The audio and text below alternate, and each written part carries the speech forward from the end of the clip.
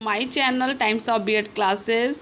Last में हम लोगों ने देखा था रेखीय अभिक्रम और साखी अभिक्रम, दोनों को हमने देख चुका है। अब दोनों के डिफरेंसेस जो कि हम कहेंगे मोस्ट इम्पॉर्टेंट है, इसको एक बार देख लेते हैं और यहाँ पे ये टॉपिक हमारा पूरा हो जाएगा।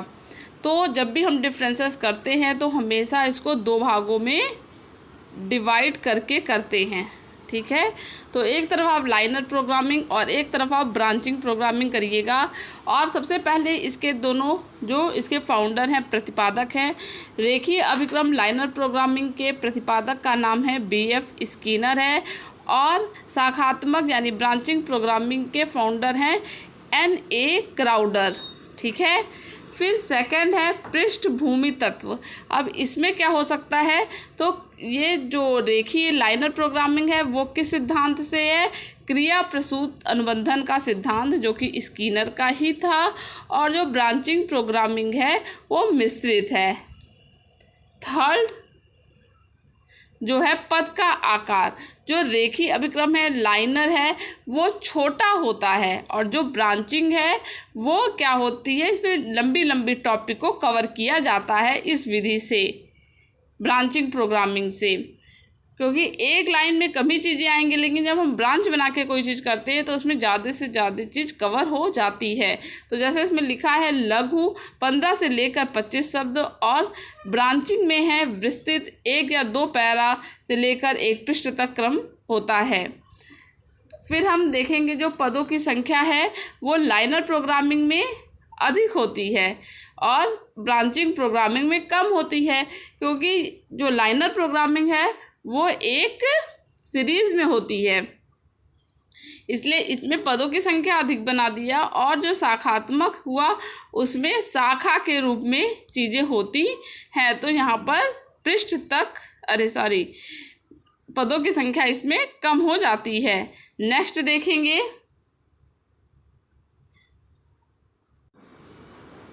प्रस्तुतिकरण है। इसमें पुस्तकीय प्रारूप, इसमें सामान्य जो रेखीय है ये रेखी वाला है, ठीक है। ये जो रेखी है सामान्य पुस्तक, जिसमें पुस्तक के पृष्ठ सामान्य क्रम में ही होते हैं, यानी जो पुस्तक के पृष्ठ होते हैं वो सामान्य क्रम में होते हैं। जो ब्रांचिंग होती है ये ब्रांचिंग का है, प्रकीर्ण पुस्तक जिसमें पढ़ने में एक के बाद एक पृष्ठों को नहीं पढ़ा जाता, यानी ज़रूरी नहीं है जिसमें एक के बाद एक पृष्ठों को नहीं पढ़ा जाता है, मतलब किसी भी पेज को उठा के आप पढ़ सकते हैं। वो किस में आता है, वो ब्रांचिंग में आता है। इसीलिए किस फॉर्मेट में होगा, यहाँ पे आप समझिए कि ये प्रारूप का मतलब क्या है। प्रारूप का मतलब है फॉर्मेट, कि पुस्तक किस फॉर्मेट में बनी होगी।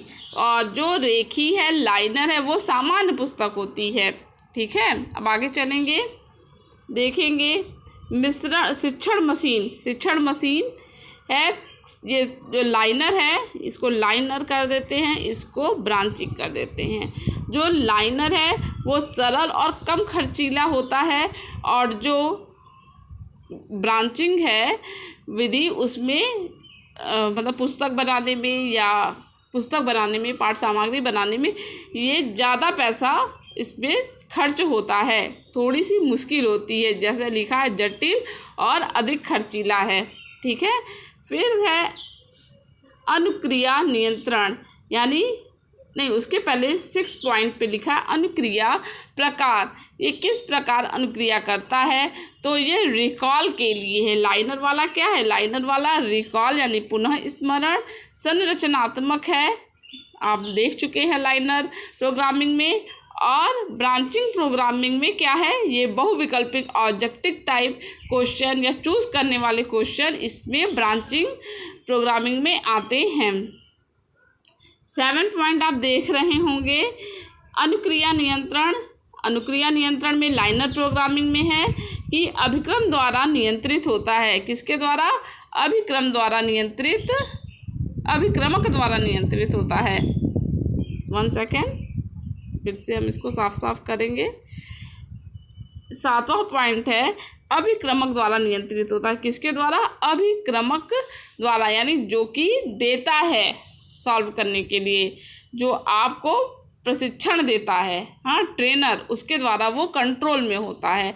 और जो ब्रांचिंग होती है, तो ब्रांचिंग में कंट्रोल पावर किसके पास होती है? आप जब पढ़े थे तो आपने देखा था, एक बार आप जाके वहाँ देखिए। और अभी हम आपको बता रहे हैं कि अधिगमकर्ता यानी कि जो लर्नर है उसके कंट्रोल में ये रहता है। जो पाठ सामग्री रहती है किसके कंट्रोल में रहेगी? लर्नर के कंट्रोल में रहेगी।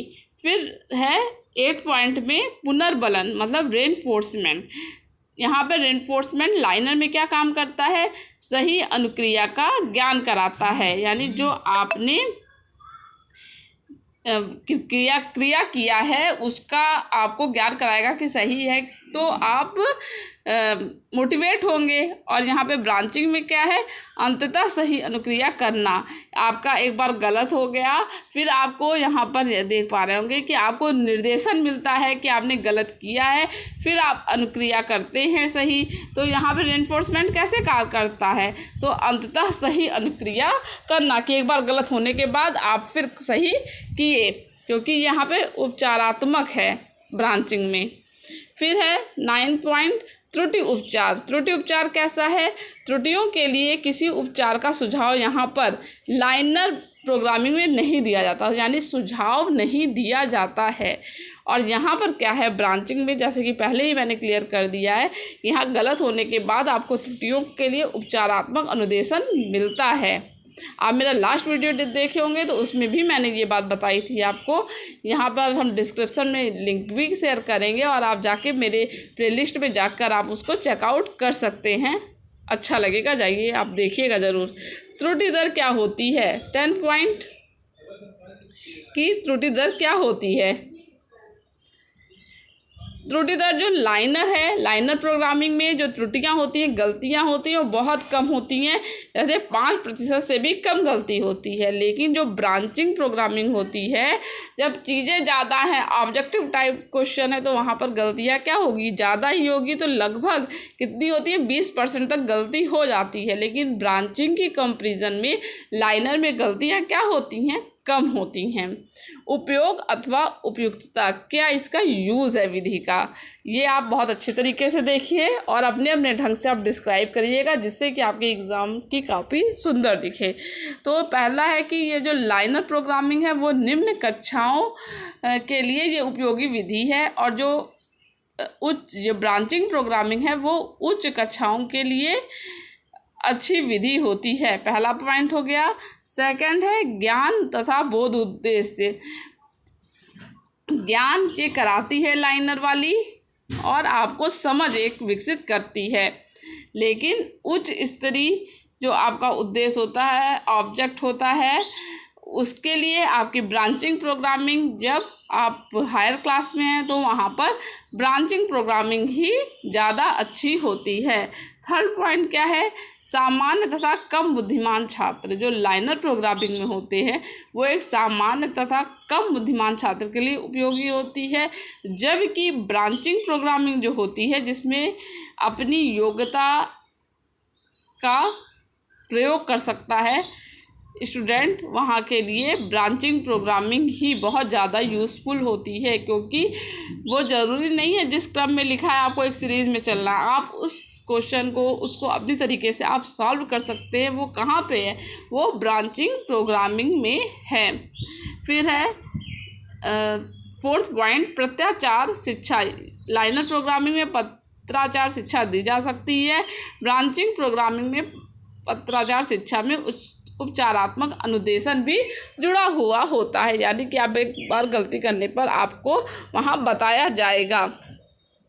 फिफ्थ पॉइंट है तथ्यों, परिभाषा और मूल कौशलों के शिक्षण में अधिक उपयोगी होती है। यानी जो फैक्ट का ज्ञान कराना है, डिफिनीशन का कराना है, तो उसके शिक्षण के लिए ये लाइनर प्रोग्रामिंग बेस्ट है। जबकि ब्रांचिंग प्रोग्रामिंग जो है वो तथ्यों, परिभाषाओं तथा मूल जो कौशल है उससे भी ज़्यादा, जो उसकी समझ विकसित करना है, उससे विस्तृत सामग्री है, उस चीज़ का बोध कराने के लिए, उसमें वो उपयोगिता डालने के लिए, कौशल विकसित करने के लिए ब्रांचिंग प्रोग्रामिंग बेस्ट होती है। दोनों में यही बेसिक डिफरेंसेस है। और लाइनर प्रोग्रामिंग को बनाने में हमारा कम खर्च होता है, कम व्यय होता है, जबकि ब्रांचिंग प्रोग्रामिंग बनाने में क्या होता है, हमको अधिक खर्चा करना पड़ता है और योग्यता वाले से ये चीज़ों को बनाने, और जिसके पास ज़्यादा योग्यता होती वही ब्रांचिंग प्रोग्रामिंग को बना सकता है, उस हिसाब से पाठ्य पुस्तक तैयार कर सकता है। तो ये रहा हमारा अंतर। आई होप आपको ये दोनों समझ में ज़रूर आया होगा। अब हम मिलेंगे एक नए टॉपिक के साथ। चैनल नए हैं तो चैनल को सब्सक्राइब कीजिए, अच्छा लगे तो शेयर कीजिए और वीडियो को लाइक कीजिएगा। जल्दी ही मिलते हैं नेक्स्ट वीडियो में। Thank you.